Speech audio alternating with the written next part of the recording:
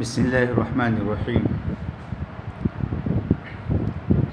Lesson number 1 الدرس الاول مأدوبۃ۔ ہم نے پہلے سبق کے اندر 2.5 لائن پڑھی تھی، اس کا ترجمہ بھی کیا تھا، اس کو لکھنے کے لیے بھی ہم نے کہا تھا، لیکن اب ہم آگے چلتے ہیں، آگے اس سبق کو بڑھاتے ہیں۔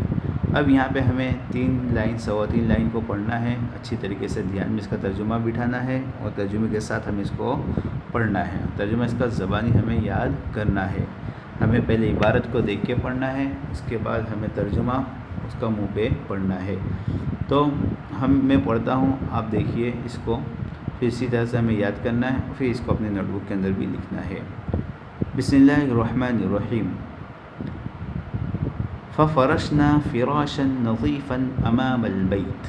ففرشنا فراشا نظیفا امام البیت۔ ہم نے اپنے گھر کے سامنے ایک صاف شفاف چٹائی بچھائی۔ ہم نے اپنے گھر کے سامنے ایک صاف شفاف چٹائی بچھائی۔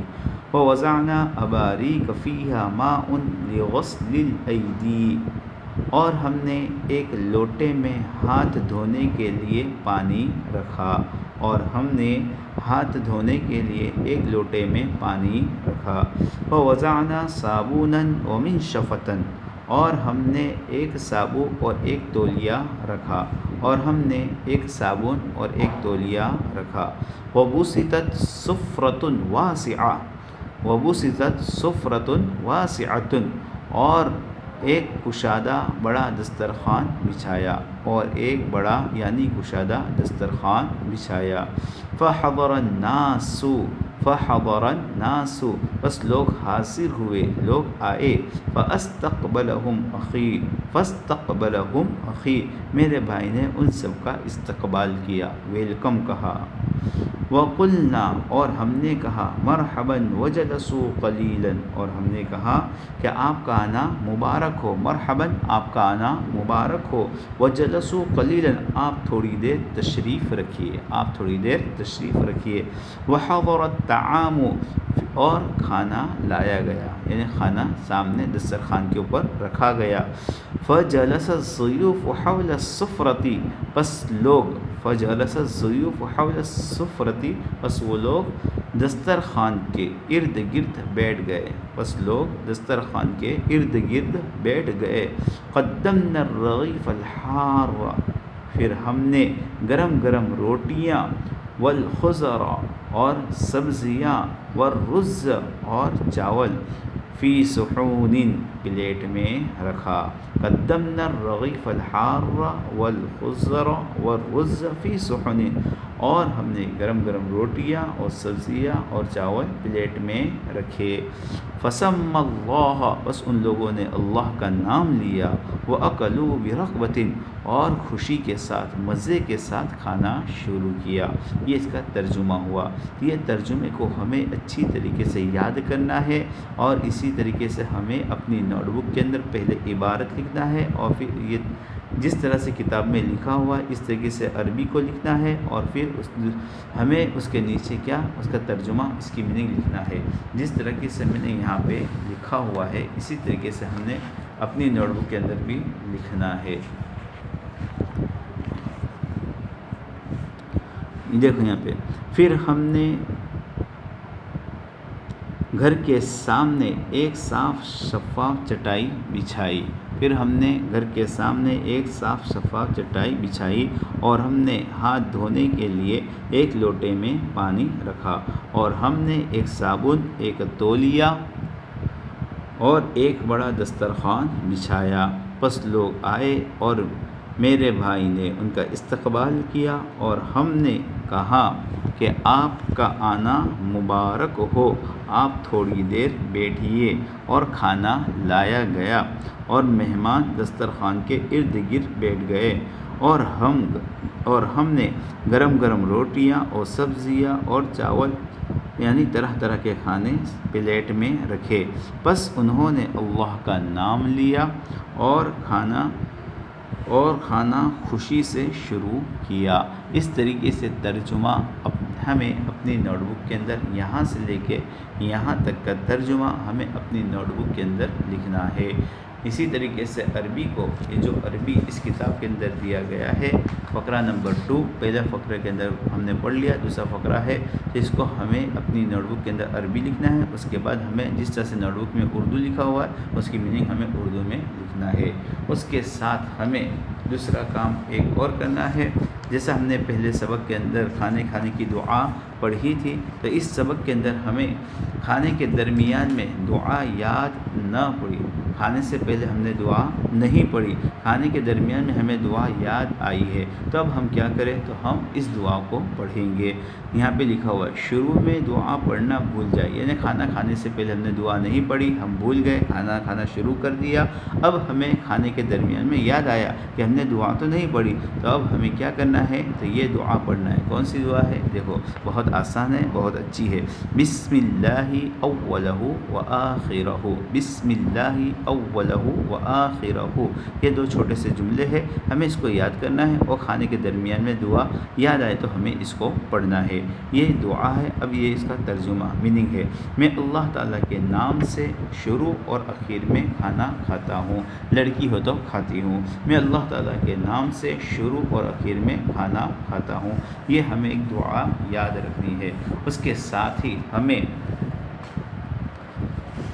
یہاں پہ ایک حدیث یاد کرنی ہے، چھوٹی سی حدیث ہمیں یہاں پہ یاد کرنی ہے۔ یہاں پہ لکھا 10 احادیث نبویہ صلی اللہ علیہ وسلم۔ فائدہ، پہلے حدیث کس کو کہتے ہیں وہ سمجھنا ہے، اس کی کیا فضیلت ہے وہ ہمیں جاننا ہے، اس کے بعد حدیث کو یاد کرنا ہے، تاکہ کوئی ہم سے سوال کرے، کوئی ہم سے پوچھے تو ہم اچھی طریقے سے اس کو بتلا سکے۔ یہاں پہ بتایا فائدہ، رسول اللہ صلی اللہ علیہ وسلم کے کلمات اور کاموں کو حدیث کہتے ہیں۔ کیا کہا؟ رسول اللہ صلی اللہ علیہ وسلم کے کلمات اور کاموں کو حدیث کہتے ہیں۔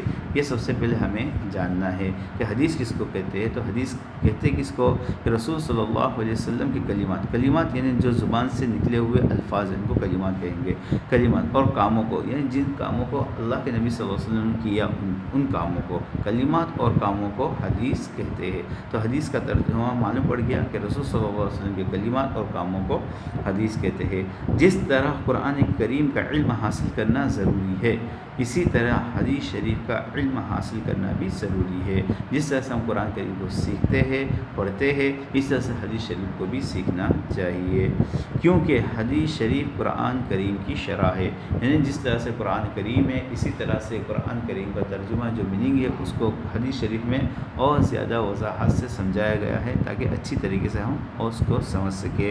حدیث شریف میں ہے کہ جو شخص قرآن میری امت کے لیے 40 احادیث محفوظ کر کے، کیا ہے حدیث شریف میں کہ جو شخص میری امت کا مطلب اللہ کے نبی صلی اللہ علیہ وسلم کی امت میں سے 40 احادیث محفوظ کر کے، 40 حدیث کو یاد کر کے دوسروں تک پہنچائے، اس کو قیامت کے دن یعنی جس دن قیامت ہوگی اس دن فقیہ یعنی عالم دین کا بڑا علم سمجھنے والا، دین کو سمجھنے والا بڑا عالم دین بنا کر اٹھایا جائے گا، اور میں اس کا سفارشی ہوں گا۔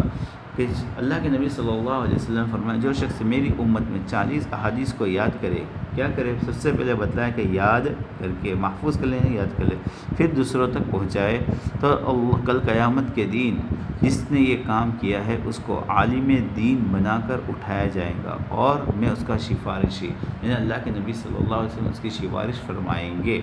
کتنا خوش نصیب ہوگا وہ شخص جو 40 احادیث کو یاد کر لے۔ تو اللہ تعالی ہم کو بھی انہی میں سے بنا دے کہ ہم بھی 40 حدیث کو یاد کریں اور پھر ہم دوسروں تک پہنچانے والے بن جائے۔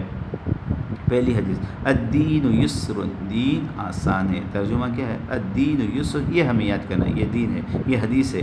الدین یسر، اتنا ہی حدیث ہے، یہ دین آسان ہے، یہ ہمیں یاد کرنا ہے۔ ایک حدیث چھوٹی سی ہے، بہت آسان ہے، ہم اس کو اچھی طریقے سے یاد کر سکتے ہیں۔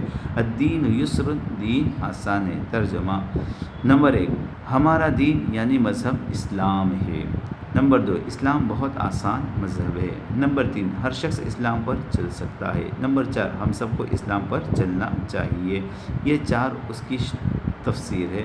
اس کو اچھی طریقے سے سمجھایا گیا ہے۔ تو یہ ہم کو یاد کرنا ہے، الدین یسر، دین آسان ہے، ہمارا مذہب اسلام ہے، اسلام بہت آسان مذہب ہے، ہر شخص اسلام پر چل سکتا ہے، ہم سب کو اسلام پر چلنا چاہیے۔ اسی طرح 40 حدیث دھیرے دھیرے ہمیں یاد کرنی، تو ابھی ہمیں صرف ایک حدیث چھوٹی سی یاد کرنی ہے۔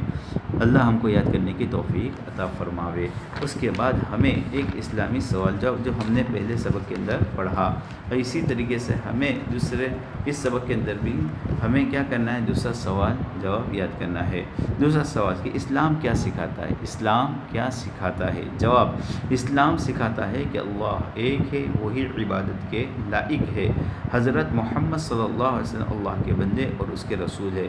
ہاں، سوال کیا گیا ہے کہ اسلام کیا سکھاتا ہے، تو جواب دیں گے کہ اسلام سکھاتا ہے اللہ کیسا ہے، ایک ہے، وہی عبادت کے لائق ہے، یعنی اسی کی عبادت کی جائے، اسی کے لیے نماز پڑھی جائے، اسی کے لیے روزہ رکھا جائے، اسی کے لیے خیرات کیا جائے، اسی کے لیے زکوٰۃ دیا جائے، اسی کے لیے قربانی کی جائے، اسی کے لیے حج کیا جائے۔ یہ کیا ہے؟ وہی عبادت، اسی کو عبادت کہیں گے۔